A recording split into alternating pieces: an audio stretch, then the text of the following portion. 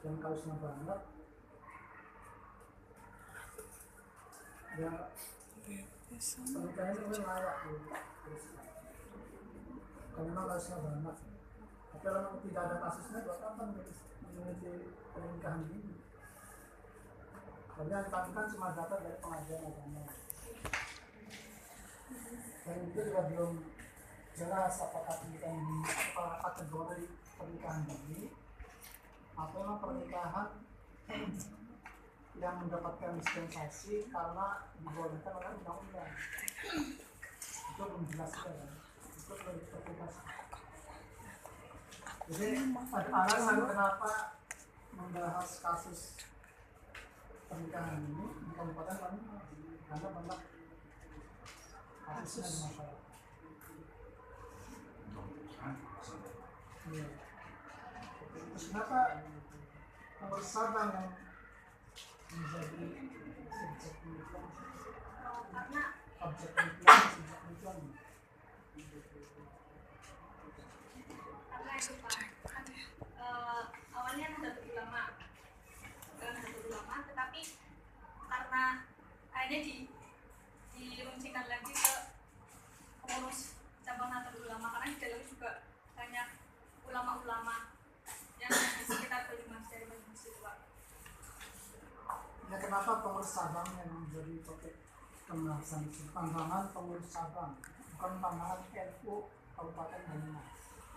Biar jelas orangnya Pak, jadi langsung emang ke dalam pengurus. Kalau misal cuma Nahdlatul Ulama nggak jelas itu kiai NU atau bukan, jadi pembuktian itunya loh Pak.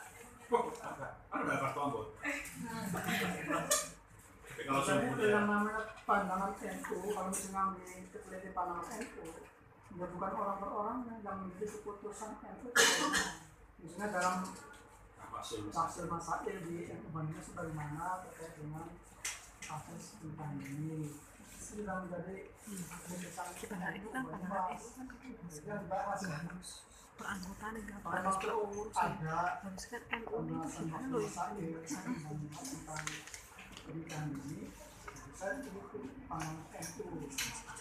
kayak cantik Tentang aja itu loh. Kalau itunya juga Atau tanya-tanya ke pengurus NU tentang kalau yang tentang masail. kacamata yang pernikahan ini belum ditanyakan Pak. Baru wawancara dua orang. Jadi kalau pandangan pengurus cabang NU, ya akhirnya kesimpulannya nanti hanya per orang per orang, bukan menjadi kesimpulan pandangan NU bagi pengurus. Terus siapa yang menjadi responden di sini? Dari pengurus yang mutasyar, terus Syuriah kan banyak punya anggotanya lagi, sama Tashidan. Kamu menyebut istilah informan di metode penelitian. Ini yang betul apa? Informan atau responden? penelitian kualitatif itu apa? responden Terus yang dijadikan sampel 9 orang dengan menggunakan proposit sampling. Jelas apa atau kenapa ngambil 9 orang dan kenapa yang diambil orang itu? Apa alasannya? Kenapa 9? Dari Karena berapa 43 ya? 43 yang nomor 9. Terus dari 9 itu nanti menentukan pengurus cabang itu pendapatnya begini. mungkin nanti kalau misal itu belum memenuhi jawabannya ini skripsi bisa diambil Pak. Ya, makanya ditemukan alasannya. Dia alasannya kenapa? Kenapa dikata sistem Karena bidang? ada proposit sampling. Proposit itu apa? Pertimbangan menunjuk misalnya Pak Ansori jadi responden itu apa? Dari Alasannya apa? itu Pak, dari apa namanya kedudukannya di pengurus, nah kayak dari roisnya atau dari kreatif gitu Jadi ketuanya. tiap pengurus itu tiap bidang itu 1 orang. Ada yang 2 kayak mutasyar kan cuma 5 orang mutasyar itu Kok nggak 2,5? 2,5. Jadi itu harus diperjelas. Proses sampling itu seperti apa?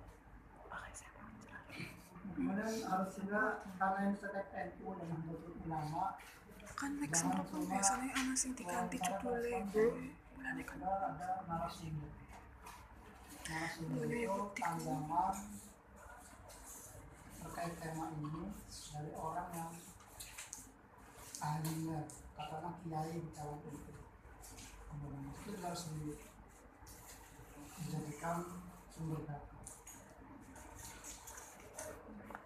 Nah, terus analisnya, analisis apa ini? Kualitatif atau kuantitatif? Kualitas. Kenapa kualitatif? Karena diambil dari itu Mbak, lapangan.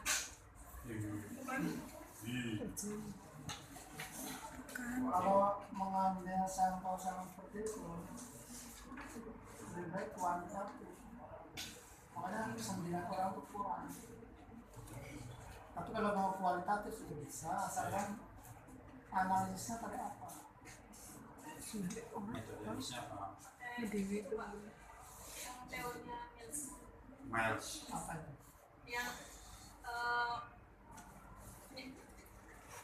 Gender.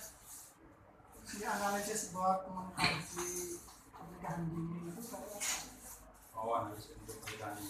Iya. Siap. Apakah mau dikompariskan dengan pendapat ulama, Fikir dari itu. ilmu fikih, kita fikih, atau mau dikompariskan dengan undang-undang?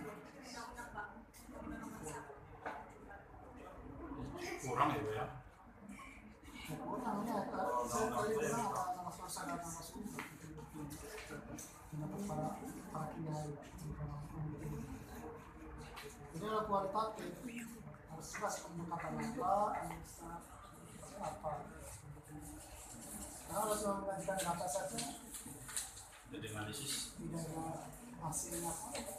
Nanti Pak Ansori bilang begini, Pak Ahmad bilang begini, Pak Musa bilang begini. Tidak itu saja, tidak ada isinya. Jadi harus ada kejelasan pendekatan apa dan menggunakan analisisnya. Dalam fikih sendiri kan mungkin ada perbedaan pendapat di dalam ulama madhab. Iya betul. Apalagi kalau fikihnya komersi fikih klasik gitu yang reguler itu tidak undang-undang cicip ya sana. yang satu dan yang lain terkait dengan umur juga berbeda. Jadi harus jelas ini analisis dan pendekatan apa. Ini itu saja. Ya, terima kasih Bapak nih. Gimana? Ulfin sudah kuat? Masih kuat berdiri? Tidak. Sudah jelas masukannya ya. Nah, maksud saya seminar proposal ini kita untuk mengantarkan sampean nanti agar tidak tertatih-tatih ketika mengambil data apa saja. Mau menganalisa dengan pisau analisis apa tadi, gitu ya. Informannya dari berapa orang, siapa saja yang harus diwawancarai. Jadi dengan seminar proposal ini